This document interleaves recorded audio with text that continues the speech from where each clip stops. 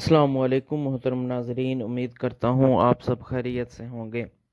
اللہ پاک آپ سب کے جان مال اور رزق میں برکتیں عطا فرمائے اور آپ ڈھیروں خوشیوں اور رحمتوں کے ساتھ رہیں۔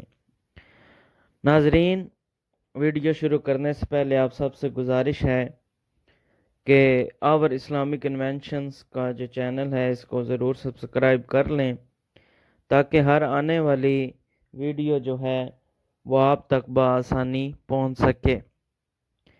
عرب اور پاکستان کی تراویح میں فرق۔ تراویح میں کویتی عرب حافظ نے پاکستانی حافظ کو کیا کہا؟ اگر یہ تحریر نہ پڑھی تو کچھ نہیں پڑھا۔ غور فرمائیے، املا کی غلطی پر پیشگی معذرت خواہ ہوں۔ کویت میں کچھ رہائشی مکانات کی تعمیر کا سلسلہ جاری تھا۔ پاکستان کی ایک تعمیراتی کمپنی NC کو بھی چند سو مکانات کا ٹھیکہ دیا گیا۔ وہاں کام کرنے والے پاکستانی ملازمین نے اپنے رہائشی کیمپ میں اپنے لیے ایک عارضی مسجد بنا لی اور باجماعت نماز کا اہتمام کیا۔ 4-5 ماہ بعد رمضان المبارک آ گیا اور وہاں تراویح پڑھانے کی ضرورت محسوس ہوئی۔ وہاں ان پاکستانیوں کے ساتھ ایک پاکستانی حافظ قرآن بھی موجود تھا، مگر وہاں قانون کے مطابق تراویح پڑھانے والے حافظ صاحب حکومت سے طلب کیے جاتے ہیں۔ حکومت کو بھیجے ہوئے حافظ صاحب کو کسی وجہ سے 3-4 روز کی تاخیر ہو گئی تو پاکستانی حافظ نے تراویح پڑھانا شروع کر دی۔ حکومت کی طرف سے بھیجا گیا حافظ بھی وہاں پہنچ گیا اور اتفاق سے عین اس وقت پہنچا جب پاکستانی حافظ تراویح پڑھا رہا تھا۔ تراویح ختم ہوئی تو عربی حافظ صاحب نے پاکستانی حافظ کو قریب بلایا اور کہا، یعنی تمہیں کس نے یہ اختیار دیا کہ تم ہماری کتاب قرآن سے کھیل کھیلو؟ کیا تم اسے ایک ہی رات میں ختم کرنا چاہتے تھے؟ پاکستانی حافظ صاحب حیران و پریشان ہو کر ادھر ادھر تکنے لگے۔ ایک پاکستانی جو تھوڑی بہت عربی جانتا تھا پاس آیا اور اس نے ترجمہ کر کے پاکستانی حافظ کو بتایا کہ عربی حافظ کیا پوچھ رہا ہے۔ پاکستانی حافظ نے جواب دیا، میں نے کون سی غلطی کر دی؟ عربی حافظ جواب میں بولا، کیا تم لوگ قرآن کو اس طرح پڑھتے ہو جیسے موٹر سائیکل کی پھٹ پھٹ؟ اور مجھے ذرا یہ تو بتاؤ کہ تم کو تو میری زبان سمجھ آ نہیں رہی اور تم نے قرآن کیسے یاد کر لیا؟ بولو، کیا تم نے قرآن میں قرآن پڑھنے کے اصول نہیں دیکھے کہ قرآن کیسے پڑھا جاتا ہے؟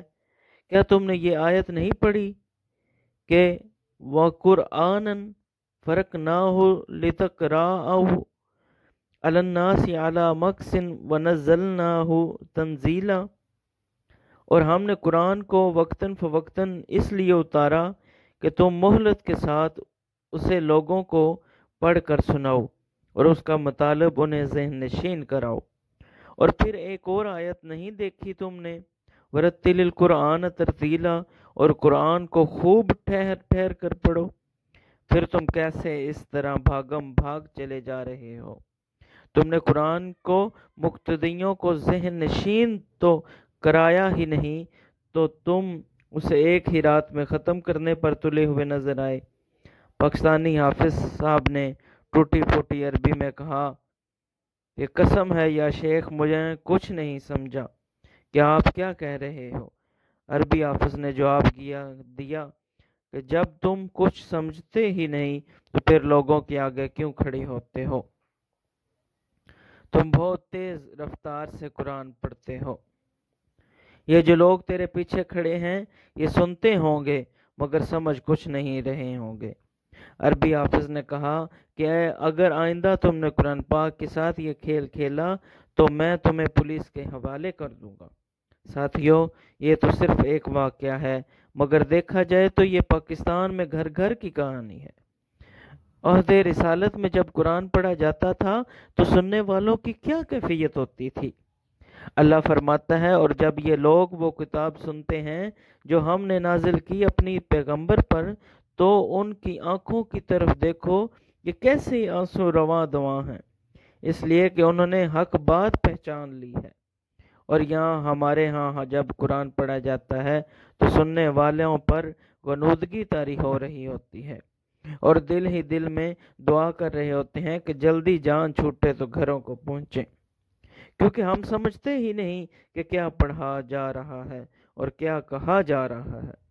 اللہ قرآن میں فرماتا ہے لو انزلنا هذا القرآن على جبل لرأيته خاشعا متصدعا من خشية الله وتلك الأمثال نضربها للناس لعلهم يتفكرون۔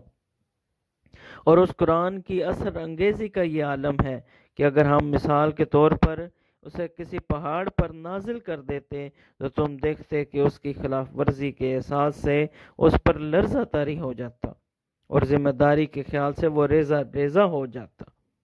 اس قسم کی مثالیں اس لیے دی گئی ہیں کہ لوگ سمجھیں، عقل و فکر سے کام لیں اور سوچیں کہ قرآن کن کن عظمتوں کا مالک ہے، اس میں کون سا عظیم انسانی فلاحی نظام پیش کیا گیا ہے، اس پر عمل کرنے میں کون کون سی کامیابیاں بیان کی گئی ہیں، اور اس کے خلاف ورزی سے کیا نتائج برآمد ہوں گے۔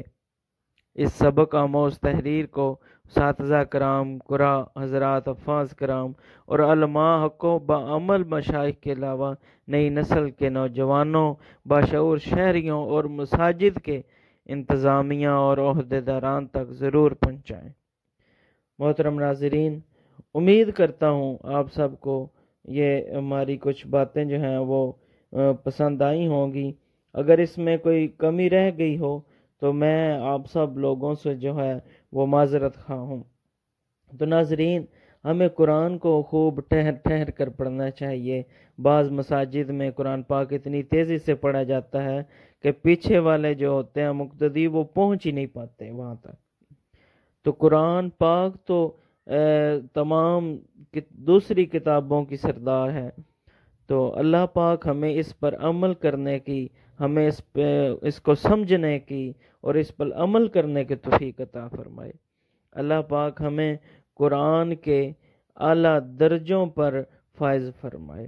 اللہ پاک ہمیں قرآن پاک روزوں میں ہی نہیں بلکہ جب وقت ملے، آپ کو جب وقت ملے تو قرآن کی چاہے ایک آیت ہی صحیح قرآن پاک کو ضرور پڑھا کریں۔ امید کرتا ہوں آپ کو یہ ویڈیو میری ضرور پسند آئی ہوگی۔ اگر آئی ہو تو میرا چینل ضرور سبسکرائب کر لیں تاکہ ہر آنے والی جو ہماری اسلامی ویڈیو ہوتی ہے وہ آپ تک بآسانی پہنچ سکے۔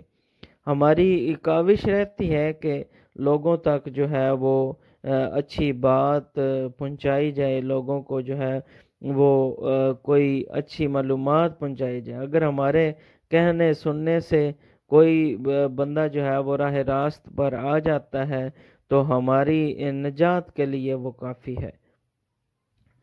تو آپ سب بھی کوشش کیا کریں کہ کوئی بھی جو ہے وہ نیکی کا عمل ہو تو اسے ضرور کیا کریں تاکہ آپ کا اللہ کے ہاں ضرور کوئی نہ کوئی نیکی ضرور لکھی جائے۔ اللہ ہم سب پر رحم فرمائے۔ وآخر دعوانا الحمدللہ رب العالمین۔